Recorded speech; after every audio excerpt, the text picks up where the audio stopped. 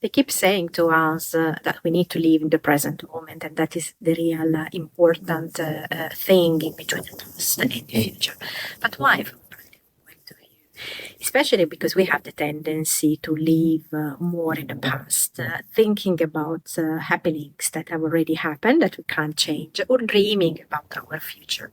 What's happening in the present is exactly that. In the present time, we are creating the causes that then, when they are ripe, when they have the conditions to bloom, they will produce the happening in the future. So this is the real reason for which we should have to pay attention to the present time, because it's exactly here that there are the seeds for our future to happen, which sometimes we think I would have loved to have that in my life, but it didn't happen. Probably I didn't deserve that. I was not worth enough.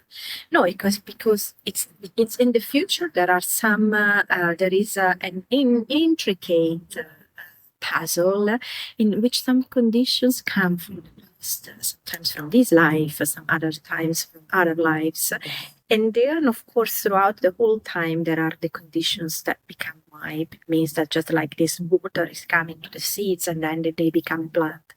What's happening in the present time is that when especially we are sometimes a bit arrogant, or we have the projection, especially when we are meeting our people, because we have an idea of that person that we are meeting or that situation that we are living, and we think it should happen in a specific way that is inside our mind. But this is just a projection. This is just a perspective that is coming from our view. And when the person behaves in a different way, then there is that illusion. And we feel sad, and we feel that that person has changed or has done something to us that we didn't deserve, or there were any retrograde planets.